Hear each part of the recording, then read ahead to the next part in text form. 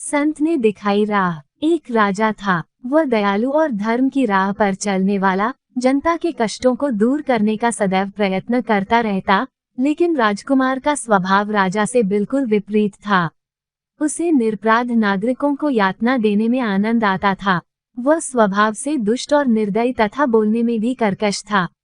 राजकुमार को बार बार क्रोध आ जाता था। राजा अपने राजकुमार की इन हरकतों से काफी खिन्न था। राजा ने अपने पुत्र को सुधारने के लिए जितने प्रयत्न संभव थे किए, लेकिन राजकुमार अपने कुमार्ग से नहीं हटा। उसकी हरकतों से राज्य की जनता में विरोध बढ़ता जा रहा था। जैसे जैसे राजकुमार की उम्र बढ़ती जा रही थी, वैसे वैसे उसके उत्पात भी बढ़ रहे थे।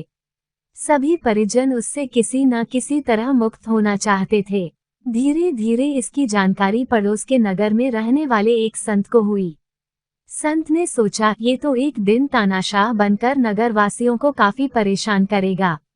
संत ने उस राजकुमार को भले मार्ग पर लाने का निश्चय किया। संत ने राजकुमार को अपने पास नहीं बुलाया, बल्कि स्वयं उसके पास गए। संत उसे एक छोटे नीम के वृक्ष के पास ले गए और उससे कहा, राजकुमार, जरा इस वृक्ष का पत्ता तो तोड़कर देखो, इसका स्वाद कैसा है। राजकुमार ने झट से पत्ते तोड़े और एक पत्ते को मुंह में चबा डाला तो राजकुमार का मुंह कड़वाहट से भर गया। इतनी सी बात से राजकुमार आपे से बाहर हो गया। इसके लिए उसने संत से तो कुछ नहीं कहा, परंतु उस पेड़ को अपने नौकरों को आदेश देकर उखड़वा दिया।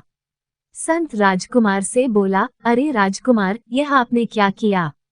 राजकुमार बोला, इस पेड़ के लिए तो यही किया जाना चाहिए था, क्योंकि जब यह अभी से इतना कड़वा है तो और बढ़ने पर तो विष ही बन जाएगा।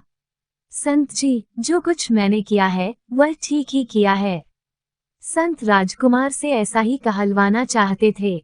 संत जी बड़े ही गंभीर स्वर में बोले, राजकुमार, तुम्हारे दुर्व्यवहार और अत्याचारों से परेशान होकर यदि जनता तुम्हारे साथ भी वही व्यवहार करने को तैयार हो जाए जो तुमने नीम के पेड़ के साथ किया, तो इसका तुम्हारे पास क्या उपाय है। इससे राजकुमार को बड़ा झटका लगा। उसने संत जी द्वारा दिखाई राह पर चलने का निश्चय किया और फिर कभी बुराई की राह पर नहीं गया।